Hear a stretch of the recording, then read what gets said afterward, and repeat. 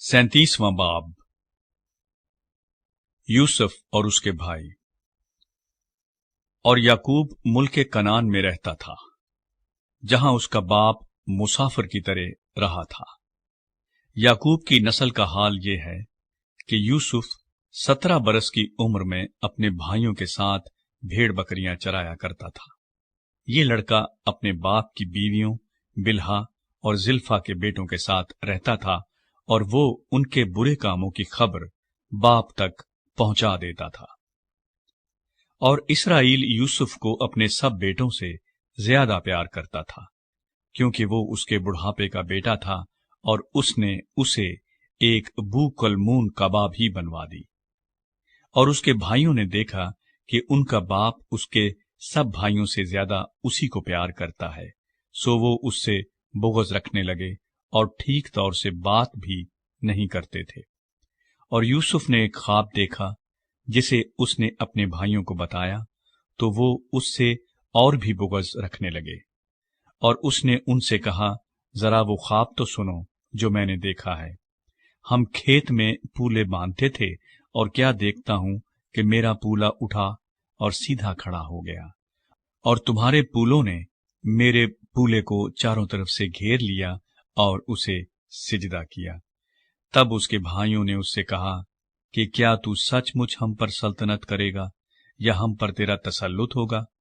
और उन्होंने उसके ख्वाबों और उसकी बातों के सबब से उससे और भी ज्यादा बुग़्ज़ रखा। फिर उसने दूसरा ख्वाब देखा और अपने भाइयों को बताया। उसने कहा, देखो, मुझे एक और ख्वाब दिखाई दिया है कि सूरज और चांद और 11 सितारों ने मुझे सिजदा किया।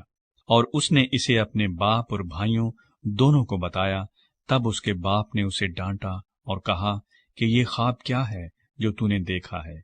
क्या मैं और तेरी माँ और तेरे भाई सचमुच तेरे आगे जमीन पर झुककर तुझे सिजदा करेंगे? और उसके भाइयों को उससे हसद हो गया, लेकिन उसके बाप ने ये बात याद रखी। यूसुफ बेचा जाता और मिस्र को ले जाया जाता है। और उसके भाई अपने बाप की भेड़ बकरियां चराने सिकम को गए। तब इस्राएल ने यूसुफ से कहा, तेरे भाई सिकम में भेड़ बकरियों को चरा रहे होंगे, सो आ कि मैं तुझे उनके पास भेजूं। उसने उसे कहा, मैं तैयार हूं। तब उसने कहा कि तू जाकर देख कि तेरे भाइयों का और भेड़ बकरियों का क्या हाल है, और आकर मुझे खबर दे। सो उसने उसे हबरून की वादी से भेजा, और वो सिकम में आया। और एक शख्स ने उसे मैदान में इधर उधर आवारा फिरते पाया। ये देखकर उस शख्स ने उससे पूछा कि तू क्या ढूंढता है? उसने कहा, मैं अपने भाइयों को ढूंढता हूं। जरा मुझे बता दे कि वो भेड़ बकरियों को कहाँ चरा रहे हैं। उस शख्स ने कहा, वो यहां से चले गए, क्योंकि मैंने उनको ये कहते सुना कि चलो हम दो तैन को जाएं। चुनाचे यूसुफ अपने भाइयों की तलाश में चला और उनको दो तैन में पाया। और जो ही उन्होंने उसे दूर से देखा, तो पेशतर इससे कि वो नजदीक पहुंचे, उसके कत्ल का मंसूबा बांधा और आपस में कहने लगे, देखो, ख्वाबों का देखने वाला आ रहा है। आओ, अब हम उसे मार डालें और किसी गड्ढे में डाल दें, और ये कह देंगे कि कोई बुरा दरिंदा उसे खा गया। फिर देखेंगे कि उसके ख्वाबों का अंजाम क्या होता है। तब रूबेन ने ये सुनकर उसे उनके हाथों से बचाया और कहा, हम उसकी जान न ले। और रूबेन ने उनसे ये भी कहा कि खून न बहाओ, बल्कि उसे इस गड्ढे में जो बियाबान में है डाल दो, लेकिन उस पर हाथ न उठाओ। वो चाहता था कि उसे उनके हाथ से बचाकर उसके बाप के पास सलामत पहुंचा दे। और यूं हुआ कि जब यूसुफ अपने भाइयों के पास पहुंचा, तो उन्होंने उसकी बूकलमून कबा को जो वो पहने था उतार लिया और उसे उठाकर गड्ढे में डाल दिया। वो गड्ढा सूखा था, उसमें जरा भी पानी न था। और वो खाना खाने बैठे और आंख उठाई तो देखा कि इस्माइलियों का एक काफला जिल्लात से आ रहा है, और गरम मसाला और रोगने बलसान और मुर ऊंटों पर लादे हुए मिस्र को लिए जा रहा है। تب یہودا نے اپنے بھائیوں سے کہا کہ اگر ہم اپنے بھائی کو مار ڈالیں اور اس کا خون چھپائیں تو کیا نفع ہوگا؟ آؤ اسے اسماعیلیوں کے ہاتھ بیچ ڈالے کہ ہمارا ہاتھ اس پر نہ اٹھے، کیونکہ وہ ہمارا بھائی اور ہمارا خون ہے۔ اس کے بھائیوں نے اس کی بات مان لی۔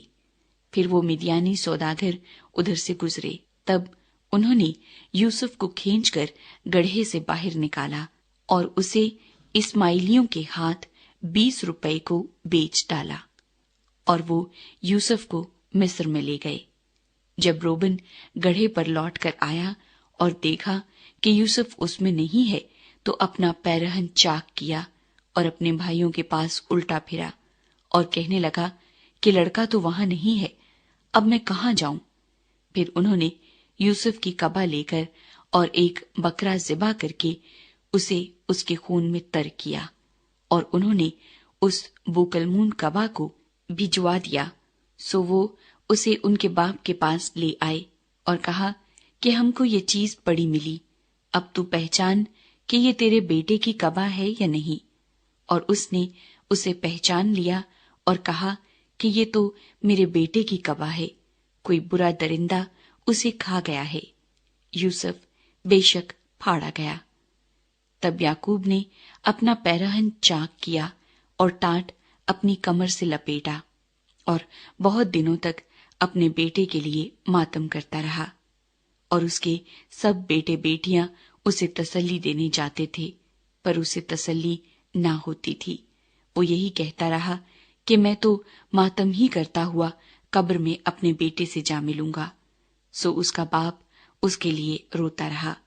اور مدیانیوں نے اسے مصر میں پوتیفار کے ہاتھ، جو فرعون کا ایک حاکم اور جلوداروں کا سردار تھا، بیچا۔